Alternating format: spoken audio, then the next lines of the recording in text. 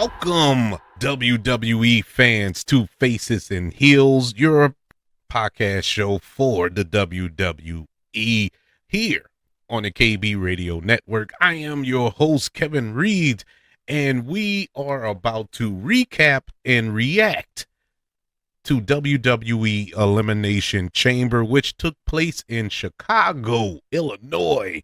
And this is the final stop before WrestleMania. At least I think it's the final stop.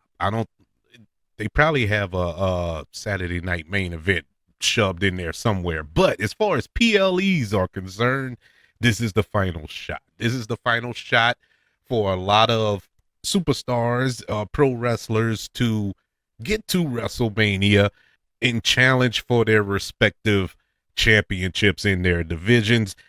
We have 4 matches that took place on this card, and 2 of them were the Elimination Chamber, 1 for the women and 1 for the men.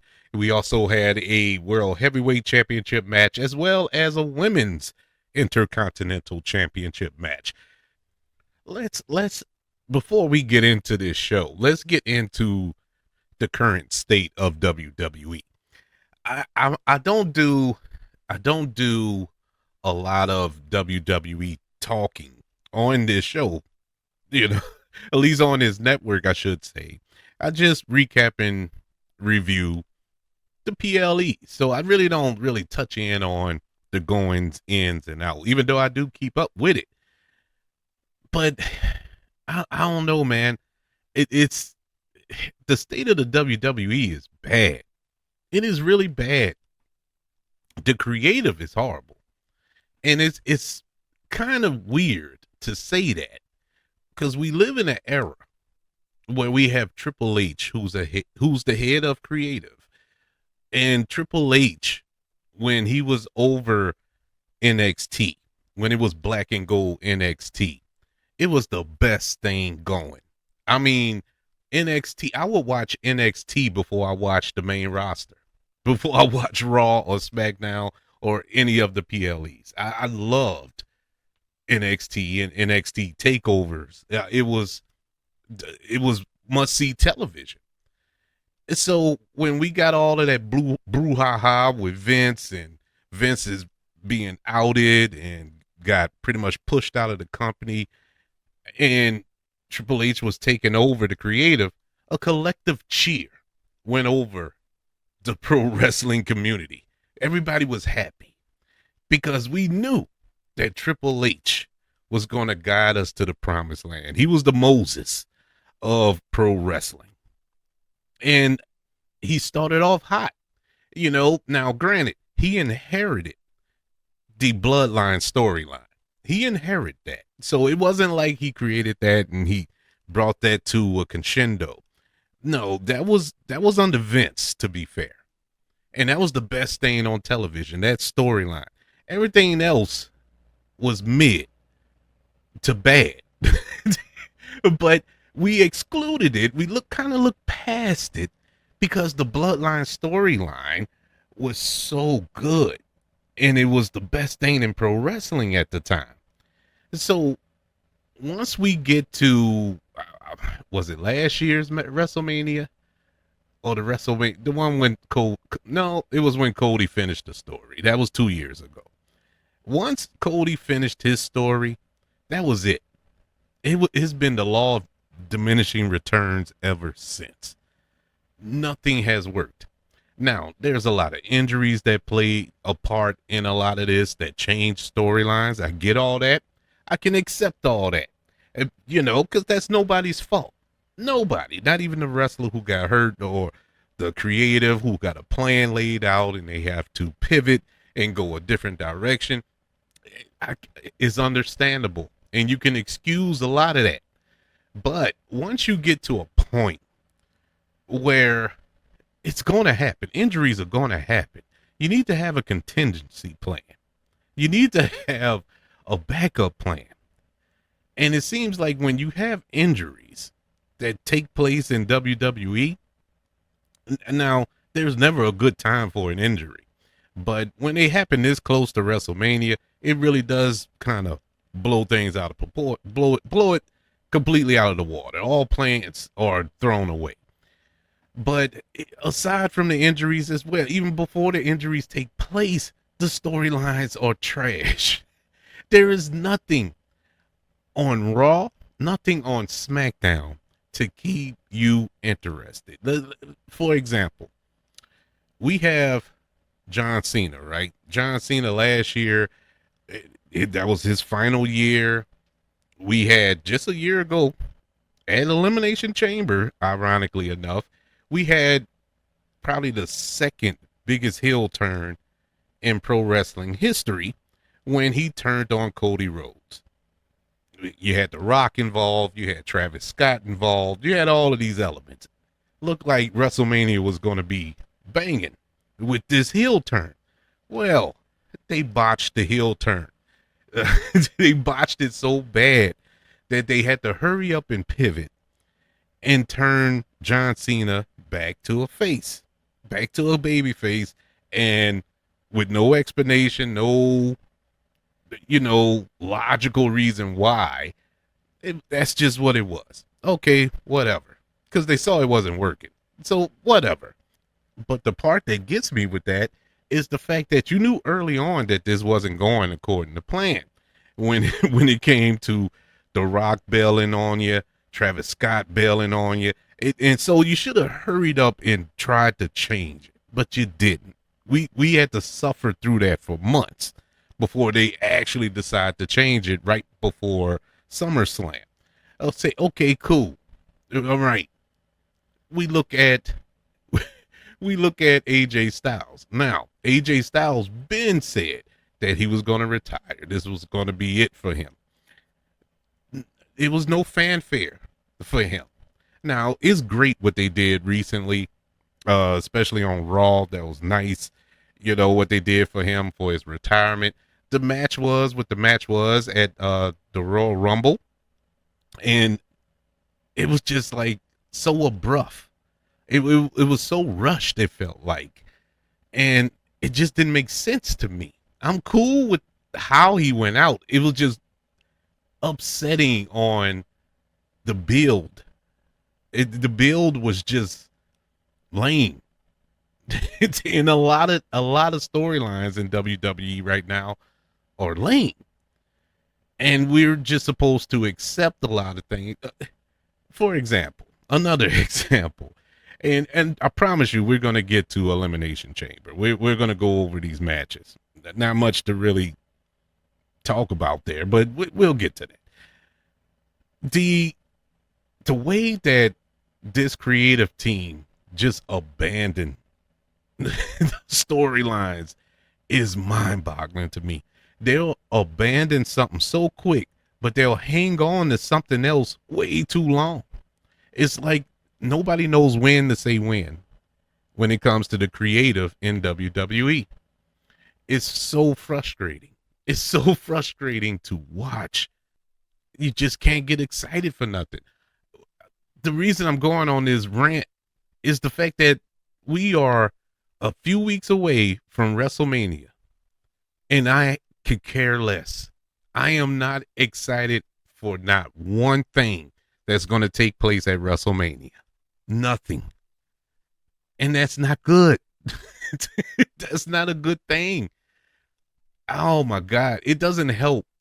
Now, I don't know about your feed or what you was watching or how you was watching Elimination Chamber, but the crowd in Chicago was not having it tonight.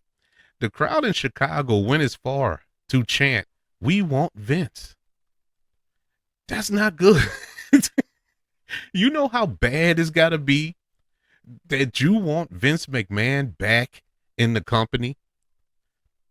And what makes it even worse, I tend to agree with him. It's that bad. I'd rather Vince. Because at least Vince knew when to push that button. You know what I'm saying? He knew when to rile the crowd up or how to rile the crowd up and what storylines will work best. Yes, he will force feed us some baby faces that we didn't want, but eventually it all pays off. But Now we're stuck in a time loop. We're stuck. We're just stuck in neutral here. Where's Obafemi? Where's Ross Keys, formerly known as Powerhouse Hobbs? Where are they? I don't. It doesn't make sense to me. You make this grand introduction to these guys, rightfully so, because they are big names in wrestling. They will be main event players in WWE if handled correctly, but you did nothing with them. They popped up in the Royal Rumble, and that was it. That was it. And that tells me that nothing is going to happen. No, nothing is going to happen with these guys at WrestleMania. Now, I'm not expecting them to be in the championship picture or anything like that, but they should play a role in some shape, form, or fashion. Now, I'll give credit where credit's due. They did strike gold, and they are pushing Trick Williams, rightfully so, because his presentation is undeniable. How can you not push this guy to the moon? Javon Evans, same thing. Javon Evans still needs some work. He's not perfect, but if you keep pushing him out there, I think he is one of these future players to main event WrestleMania in years to come.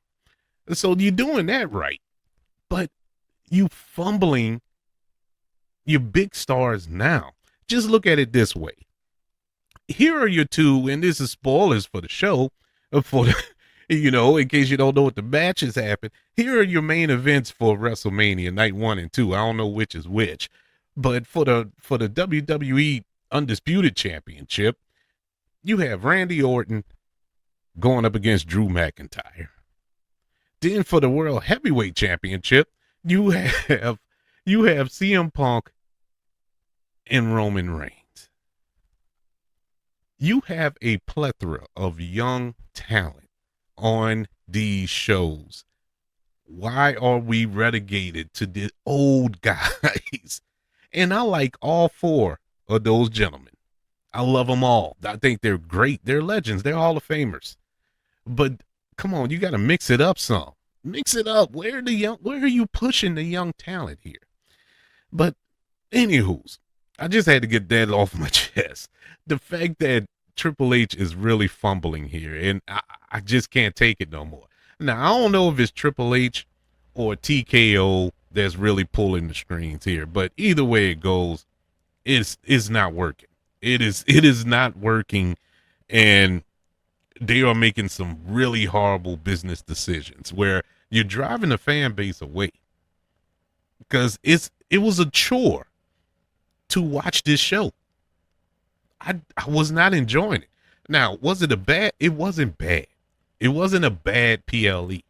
But to say that this is the show that is the precursor to WrestleMania, the one that's supposed to get you hyped, the one that's supposed to get you ready, the one that's supposed to get you excited for what's to come at WrestleMania, this didn't do the job for me. But enough of that rant. Let's get into the show. Elimination Chamber, live from Chicago, 4 matches. You had the women's Elimination Chamber match that consisted of Tiffany Stratton, Alexa Bliss, Rhea Ripley, Asuka, Kiana James, and Raquel Rodriguez. You had the women's Intercontinental Championship match between AJ Lee and Becky Lynch, the World Heavyweight Championship match between CM Punk and Finn Balor, and the men's elimination match that consisted of LA Knight, Cody Rhodes, Randy Orton, Javon Evans, Trick Williams, and Logan Paul. Let's start off with the first match of the night, and that was the women's Elimination Chamber match. The winner of this match will challenge Jade Cargill for the WWE Women's Championship at WrestleMania 42. The match starts with Kiana James and Tiffany Stratton. They began the match, and okay, Tiffany Stratton is Tiffany Stratton. she's still, I don't know what it is. Is it me or is Tiffany Stratton still a little green? Is she still a little wet behind the ears when it comes to performing? It's still a lot of botchy with her. It isn't super bad like it was. She's getting better. She's getting better, but I it's a lot of mistakes that I notice when she's in the ring. And at this point, I mean, she's been champion.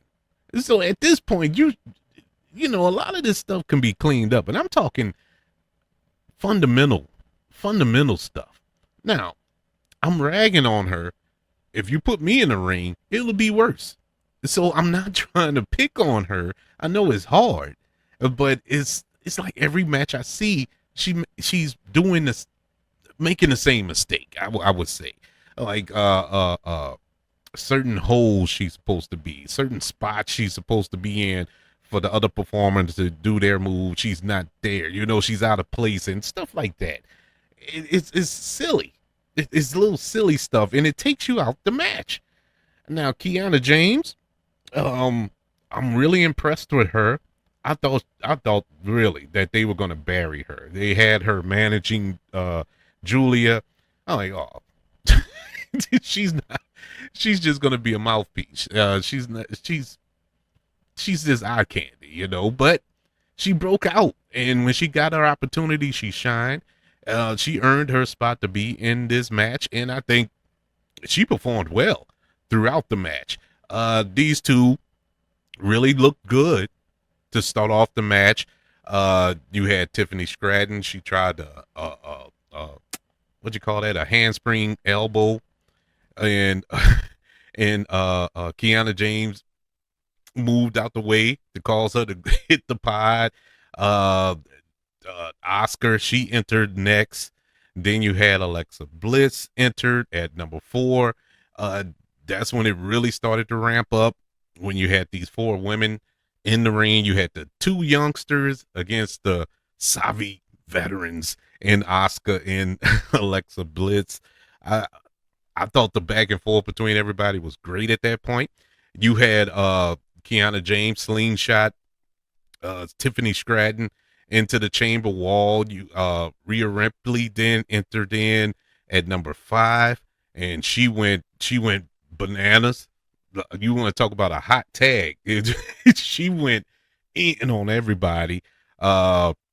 She hit the razor's edge on Tiffany Stratton. On top of Asuka, you had Alexa Bliss. She climbed atop the pod and hit the Twisted Bliss on the group of women that was standing outside of the ring area, right? You know, on that steel part of the chamber. Bliss, she attempted a Sister Abigail on James, and Asuka, she hit Bliss with the miss. Which allowed Kiana James to roll her up for an elimination. That was the first elimination. Alexa Bliss was out of it. Then you had Raquel Rodriguez enter last. Now, Raquel, bruh. Raquel, you want to talk about comeback player of the year. Raquel was just like Tiffany Stratton in my eyes. I saw when she first was called up, a little botchy, a little stiff, didn't really get into the groove of everything. But man, lately, since the Judgment Day has kind of shifted in another direction, she has been awesome. Raquel has been awesome, and she was awesome in this match. She was the MVP of this match. She went in. She slammed Rhea Ripley into the chamber wall. She hit a running power slam on Kiana James that went through one of the pods. she Tahana bombed Asuka and slammed her onto James and eliminated them both at the same time. Pinned them both, stacked them, and eliminated them both. That was fire. That was a great spot. Tiffany Stratton hit Raquel with the prettiest moonsault ever and eliminating Raquel Rodriguez. That left Tiffany Stratton and Rhea Ripley. Now, at this point, I was trying to guess who was going to be the winner, and my prediction pick, she kicked rocks first out the gate. Adult Bliss was going to win, but at this point, I was like, okay, who do I want to see face Jade Cargill? We already saw Tiffany Stratton had a couple of matches with Jade Cargill. That's who Jade defeated for the championship. But Rhea Ripley, and the reason, well, long story short, Rhea Ripley ended up winning the match, so there's no point going into that. But do we want to see Rhea versus Jade Cargill? I mean, seriously. Now, on paper, it looks good. If you put their pictures next to each other, you know, on the card, oh my God, I can't wait to see that. But Jade, bruh, Jade is not it. Jade has not delivered since she came to WWE. She has not improved at all. That's in front of the mic, behind the mic, on the mic. She is not good. And in the ring, my God, the poor baby got what, 3 moves? 3 moves of doom. That's it, man. She has nothing, and she can't sell to save her life. The reason I'm saying this, Rhea Ripley, it's taken like 4 steps down wrestling Jade Cargill. It's not, I don't see, unless Rhea Ripley can carry that match from start to finish. I don't know how this will be a WrestleMania level match. I don't see it happening. Or we get some funny business throughout the match.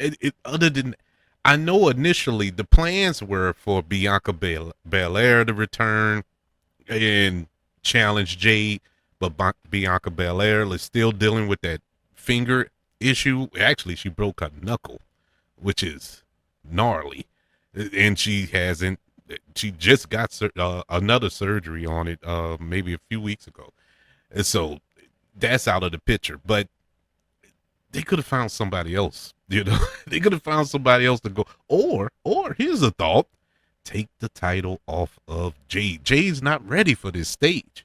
She's not. I'm sorry, she's not. And I have no interest in seeing Jade versus Rhea Ripley.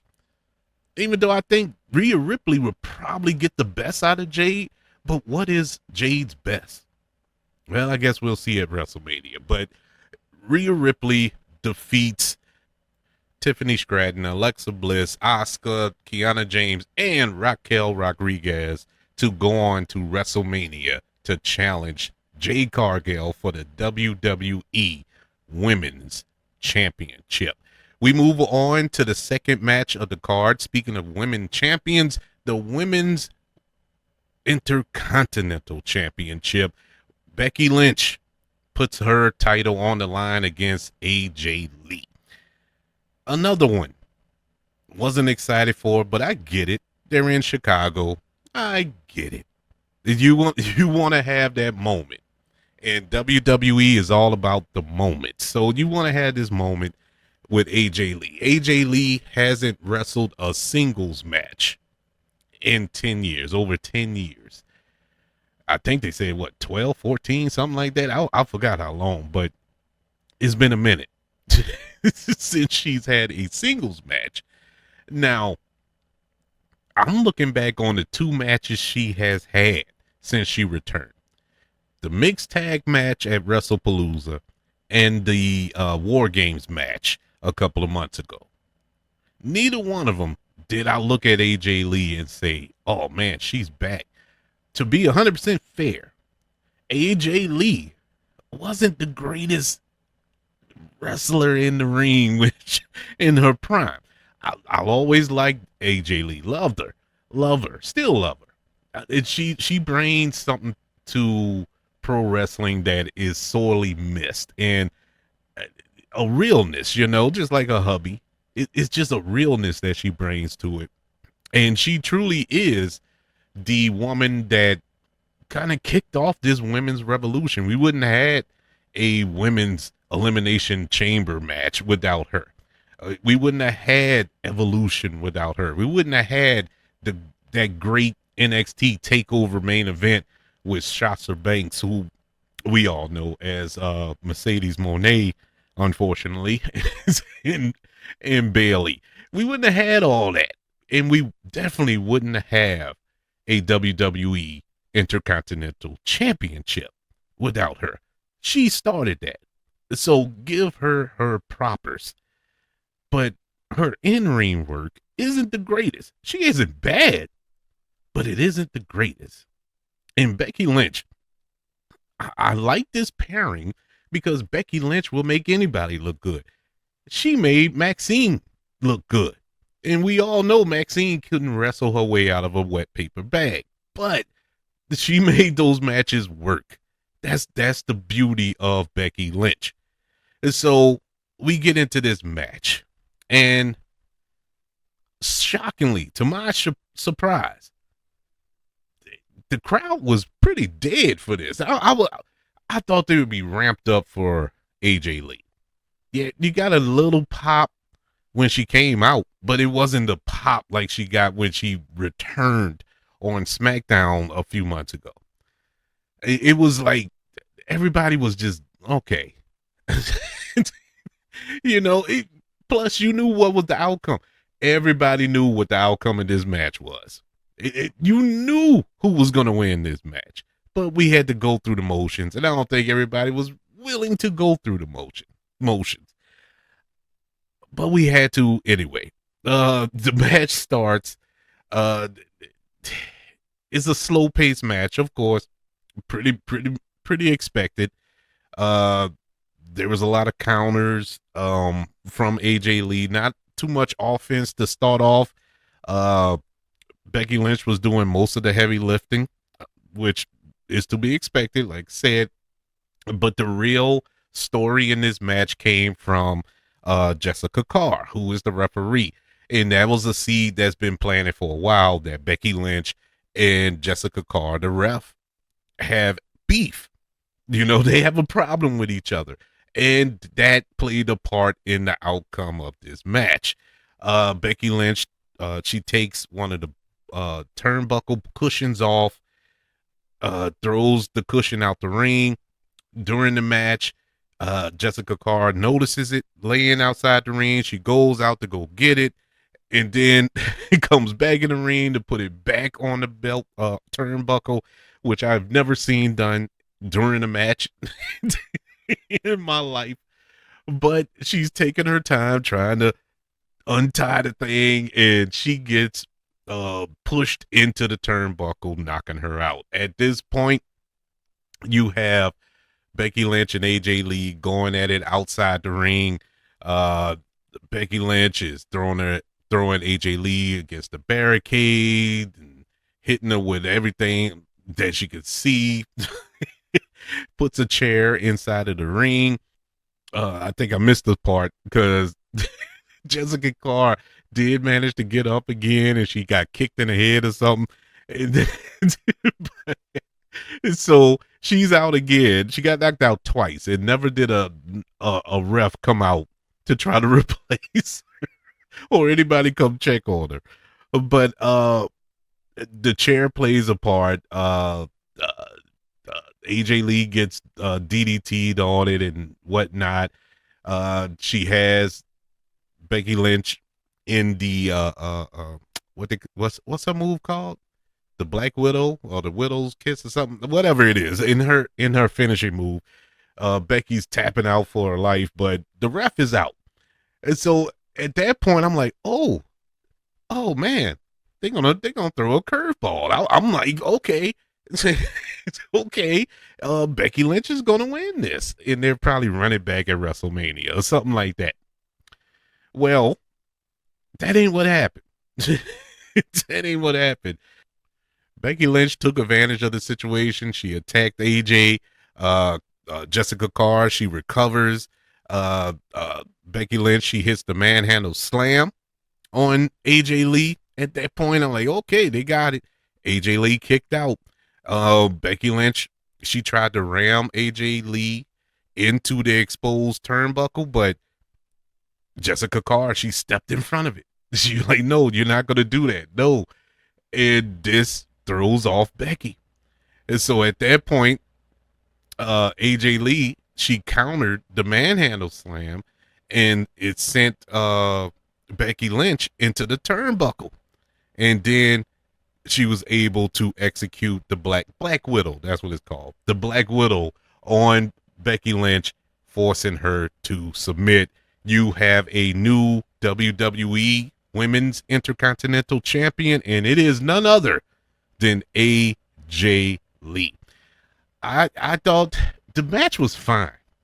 Like I said, this wasn't a bad card. It just didn't excite me, but this was a decent match for what it was. Basically what I expected. I expected AJ Lee to win. I expected her to win. And so now the question is, what's next? Are we going to run it back again at WrestleMania between these two? Is Becky Lynch going to go after Jessica Carr? Because she is a professional wrestler, by the way. It'll be cool to have that little storyline play out at WrestleMania, that Jessica Carr has cost Becky Lynch the championship countless matches, countless times. They go at it back and forth. Becky Lynch is tired of it. Let's settle it at a WrestleMania or something like that. That'll be interesting. But I don't think they'll do that. But I don't know what the path for neither one of these women for WrestleMania. We know AJ Lee will be a part of it as the champion, so we'll see going forward. AJ Lee, you're a new WWE Women's Intercontinental Champion. Speaking of AJ Lee, let's move over to Mr. AJ Lee. In the third match, you have the World Heavyweight Champion CM Punk putting that title on the line against Finn Balor. They are running that one back from was that a PLE or was that, I don't know. It was that was on Raw when they were in Belfast, I think. And that's where basically Finn Balor's hometown put on a good show, good match as well. And of course, obviously, CM Punk came out victorious. Well, Finn Balor wants his shot. Since he took on CM Punk in his hometown, he wants to take him on in the city of Chicago. This started off pretty cool with the entrance with CM Punk using the old Chicago Bulls theme with Michael Jordan. Even had the same announcer make the announcement and stuff like that. That was cool. Shout out to Chicago in that way. The match was the match. The match, like I said, went pretty much like I thought. A cerebral match. Started off slow, started ramping up. It's one thing about CM Punk matches, especially now. He's older now. He can't go like he used to go. He ramps it up. He builds it up. He tells the story. CM Punk is very old school, as well as Finn Balor. Very old school. They tell the story in the ring, and they told a story in that ring. This is, if you are a wrestling purist, this was the match of the night. This was a really good match. It wasn't super clean. It was a little botchy at moments. CM Punk got busted open twice, really. It looked like he had a cut on his forehead. Then looked like he bit his tongue or something. I don't know what happened, but his mouth was gushing blood. But at the end of the day, Finn Balor almost got there. I was hoping for it in a little way, because I'm a huge Finn Balor guy.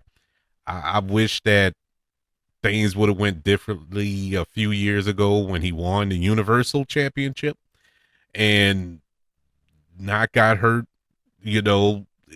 My guy, what direction his career in the WWE would have went if he wouldn't have got hurt in that match.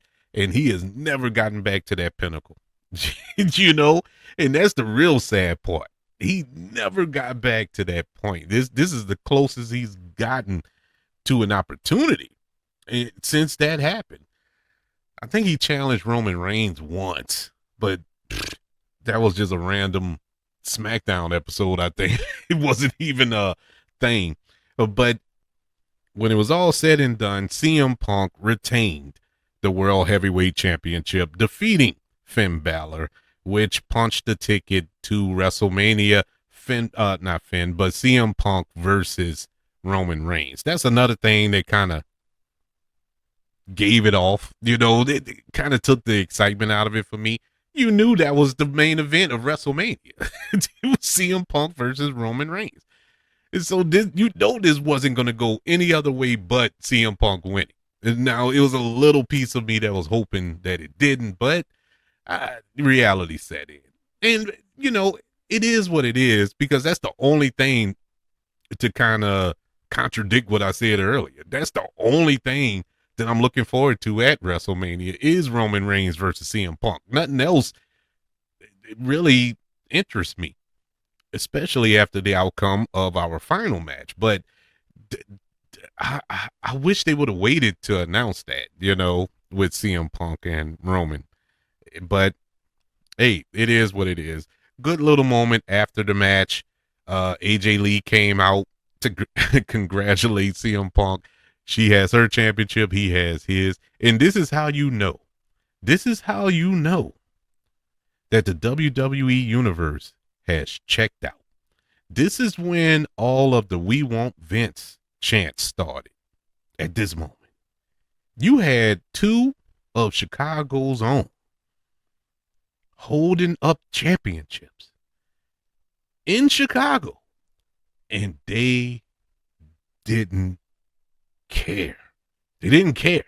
It was weak sauce, bro. I actually know the "We Want Vince" chants came just a few seconds later. Not when AJ and Punk was out there. It was right after this. We were presented with a box in Raw. I think it was at Raw a couple of weeks ago. Don't open till February 28th. Oh, hey, that's Elimination Chamber. Okay, cool. What's in the box? Who's in the box? What's the big reveal? A lot of people speculated Chris Jericho. A lot of people speculated Oberfemi, which made no sense. Why would he be in the box? He was just in the Rumble. And so who's in the box? Well, Nick Aldis, Adam Pearce came out, crowbars in hand, opened the box, and we had a bunch of dancing demons, and it was none other than Danhausen. Look, I know Danhausen is CM Punk's boy and all. I get that he has a following, especially when he was at AEW. I don't watch AEW like that, so I don't know much about him. I've seen a little bit of him, but it's not like I'm a Danhausen all-knowing, enthusiast. I don't know anything about him that much. But here's the thing. If you're going to do something like this with this individual, shouldn't he had just spitballing here? Maybe you should have did this on NXT. Why would you do this on the main roster?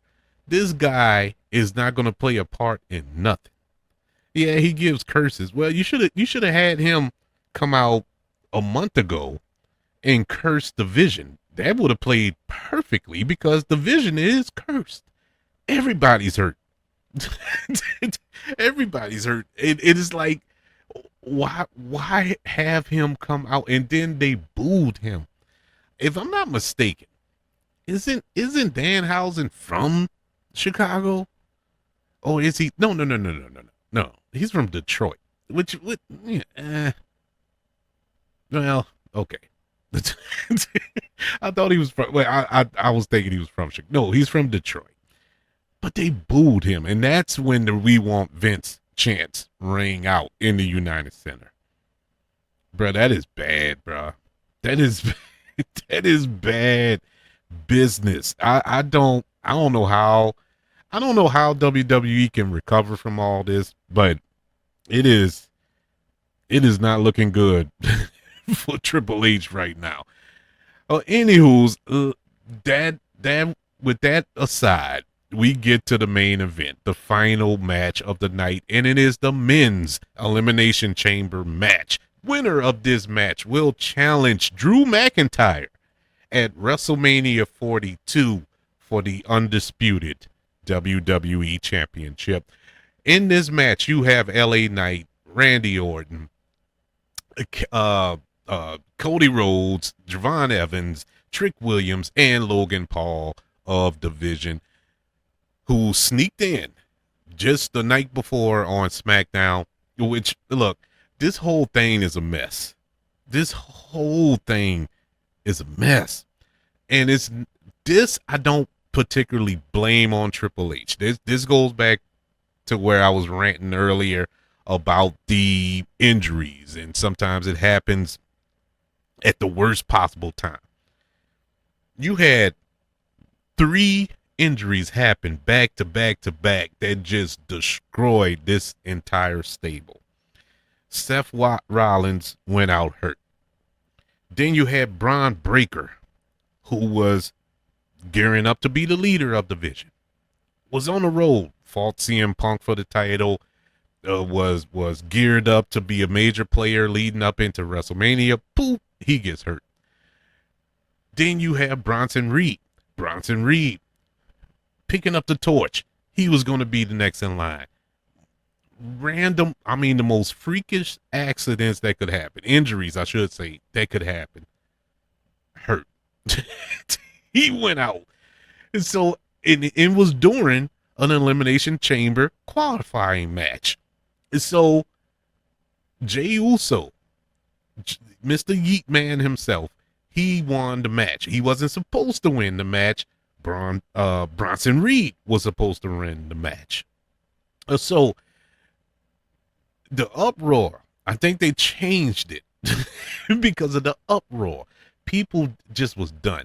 I think everybody checked out on Jey Uso at the Royal Rumble. That was it. I know I did. That was it.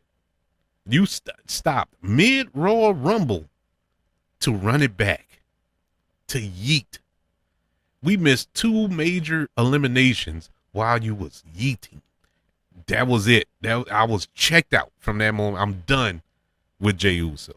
When Jey Uso won that match, and I know it was on the fly, but I knew that I was not caring about this Elimination Chamber match. And if everybody else was like me, I'm pretty sure WWE heard that, so they quickly pivot on SmackDown and did this angle where he got injured, he can't participate, had the match to see who was going to take that spot, and that's how Logan Paul got put in the mix, because you needed a Vision member in here in order to kind of squeeze some juice out of this storyline, because the Vision thing has failed. It went blind. And so you had to find a way to incorporate them in some shape, form, or fashion. And you put Logan Paul in. Look, feel what you can feel about Logan Paul. Trust me, I feel that way too. Don't care for him as a person. But I will say this. In the ring, the dude is money. And so I get why he was in the match. The match starts off as predictable can be. I knew that Javon Evans and Cody Rhodes was going to start off this match. That it made all the sense in the world, and that's exactly what happened. So it starts off with those two. Once I saw that, I kind of had an idea who was going to win, even though I was wrong, but I was close. I thought Cody Rhodes was going to win this match. But we'll get to it in a second. Anyway, they started off decent pace. All right, cool. Our third entry, whoop that Trick, baby. It was Trick Williams, who is money right now. He is so over. I don't think people realize he's the heel. But he is so over. It is, you gotta scrap a rocket to his back at this point. It don't make sense. But I say that LA Knight was just as over a couple of years ago and they did nothing with him. We'll get to him in a second. But Trick is over. He's the most over man in the company right now. Male or female, honestly. We'll see how it goes. But anyway, he enters the match. Really excites the crowd. That's the only time the crowd was really into this match.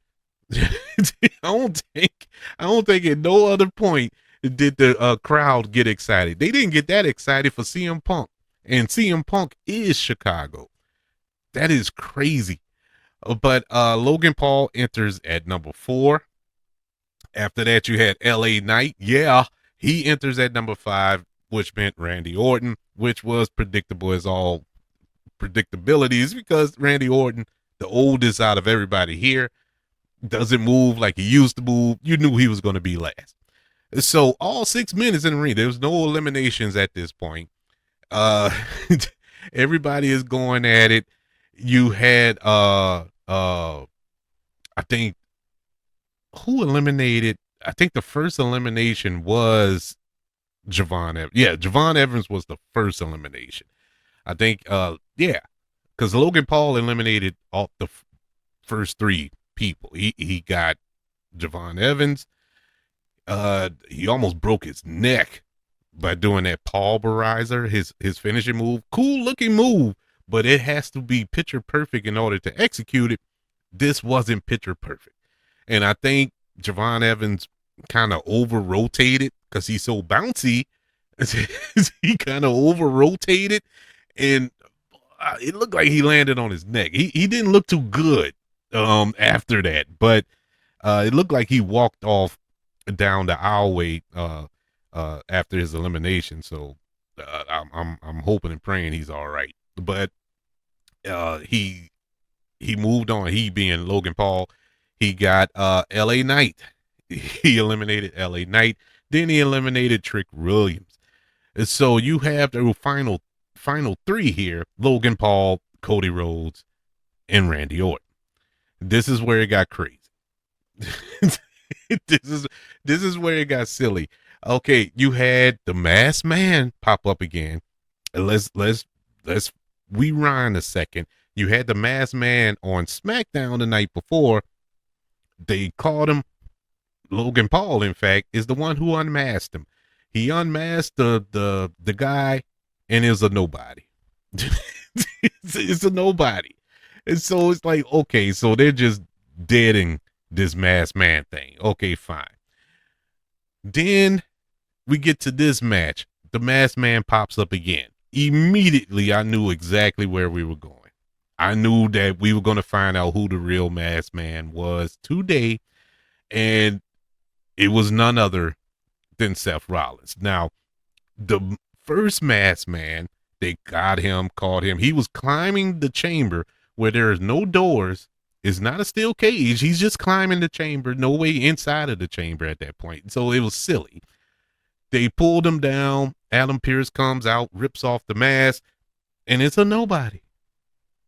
So while they're escorting this man out, the door to the chamber still open. Another Masked Man enters into the chamber, stomps Logan Paul, takes the mask off, and it is Seth Rollins. Paul Heyman is screaming in the back on the outside. So you got that going. That allowed him to get eliminated, him being Logan Paul. Final 2, Cody Rhodes and Randy Orton. All right. Big storyline here. Randy Orton, Cody Rhodes, friends. What are they going to do? How is this going to play out?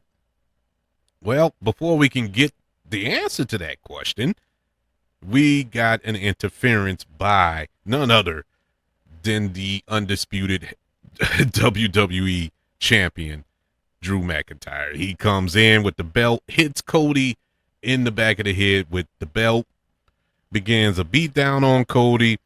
Randy Orton comes, interferes to stop him, break it up. At this point, hits him with the RKO. He bounces up. Drew bounces up into Cody Rhodes, who hits him with the Crossroads. And Randy Orton hits Cody Rhodes with the RKO. 1, 2, 3. Randy Orton is going to WrestleMania to challenge Drew McIntyre for the WWE Undisputed Championship. I don't know how to feel about this. Like I said, I'm not excited, but I'm not mad at it, but I'm not happy about it either. You know what I'm saying? It's a weird little pocket universe that I'm in right now. I don't know why this is the direction WWE is going. It just feels safe. You know, it just feels like a safe outcome. Personally, this is how it should have played out. I felt this should have been a fatal 4-way, and it still could play out that way. I think the door is open for that, because at this point, you mean to tell me Cody Rhodes has nowhere to go at WrestleMania? No, he has no matches for WrestleMania. I don't believe that. I think Cody Rhodes will play a part in this match. But with that being said, I also think Jacob Fatu can play a part in this match, because he is wrapped up in this storyline as well. So you can have a fatal 4-way, which will be more exciting and less predictable. I think that's the direction they should go. Being as though it popped in my head, I've been thinking about it that way, tells me that that's not the way it's going to go, because they never go the way I think. Sometimes that's a good thing, but most time it ain't. So I don't know what their plans are truly for WrestleMania. Like I said, we got a few weeks. There's plenty of time to kind of shift things around, but still keep it on the path that you're going. Just add a couple of elements to it. Because who wants to sit through a Drew McIntyre Randy Orton match? Like I said before, Randy Orton, he's no spring chicken anymore. That's not going to be an exciting match. It's not. It's not. It'll be a slow, methodical, but slow match. Nobody wants that. Not for WrestleMania. But that's it. That is your Elimination Chamber for 2026. Just to recap, Rhea Ripley wins the Women's Elimination Chamber match. She will challenge Jade Cargill at WrestleMania for the WWE Women's Championship. The WWE Women's Intercontinental Championship is now held by AJ Lee as she defeated Becky Lynch. The singles match between the World Heavyweight Champion CM Punk and Finn Balor, CM Punk retains his WWE World Heavyweight Championship. Danhausen debuts in WWE to mixed reviews, I should say. And your Elimination Chamber match, men's Elimination Chamber match, that is Randy Orton wins and will challenge Drew McIntyre for the undisputed WWE Championship. Oh man, I don't know, man. I don't know. I hope it gets better. I hope that I don't know how they can get better. I'm not even going to sit here and try to figure it out. Toss and turn at night. I don't know how they can get better. As far as this PLE, the Elimination Chamber, the best match out of these four, it's kind of a toss up. You know, the purists in me, I would say the World Heavyweight Championship match between CM Punk and Finn Balor. I think that was a great match. You know, they told a awesome story in the ring. Very technical. It got crazy when it needed to get crazy. Got bloody when it needed to get bloody. And, you know, not too many flaws. You know, it was pretty flawless. I actually enjoyed that match. But very close. I think the Women's Elimination Chamber match was really good. Really, really good. But nah, I'm going to give it to CM Punk and Finn Balor. I think that was the match of the night. Women's Elimination Chamber match come in second. The men's Elimination Chamber match comes in third. And The women's intercontinental championship was last. Now, all of them were good though. Just because that was last don't mean it was a bad match. It wasn't a bad match. It just wasn't as good as the other three. But this was a decent PLE. Decent. No real shocks, no surprises. Yeah, Seth Rollins came back, but I kind of expected that. The Danhausen reveal, okay. All right. Randy Orton winning was kind of a surprise. Just a tad bit. It was, it didn't shock me, but at the same time, I'm like, okay, that's where we going, But let's see. Let's see if these, what, 7, 8 weeks, however long it is that we have until WrestleMania. Let's see if my excitement can build up. Now, this is where Triple H. This is it, bro. You have to uh, dig into the crate, not the one Danhausen came out of. You need to dig into some crate and come up with some ideas, some excitement, something to get us bucked up for this WrestleMania, because it ain't happening right now. If WrestleMania was taking place next weekend, I probably would skip it. I probably would be watching something else, and it is nothing on. No sports, no football, basketball is boring. It's nothing to watch. I would pick watching Bridgerton with my wife before I watch WrestleMania right now. So you have some time. That's the good thing. There is time to steer this in the right direction. I just don't know how they're going to do it. That's exciting in a way, scary in a way as well. But I would like to know, what did you think of WWE Elimination Chamber live from Chicago? Did you enjoy it? Did you think the matches were good? Are you excited for WrestleMania? Or which main event has got you hyped up for it? I would love to know. Because I'm envious of you. Email the show, kbradiopodcast@gmail.com. You can also search for the show on all social media platforms. Just search for the KB Radio Network. You can also subscribe to the KB Radio Network channel on YouTube and like this video if you don't mind. Don't forget about the 5 stars, the reviews, and sharing this show if you're listening on Apple Podcasts, Spotify, iHeartRadio, wherever you are currently listening to Faces and Heels here on the KB Radio Network. Everybody, thank you for joining me for this recap and reaction to Elimination Chamber Chicago. Oh man, I might pop in between now and WrestleMania just to chit chat, to see, just to let y'all know if my mood has changed or not. We'll see. We'll see. But until then, y'all be good. Catch y'all on the next round.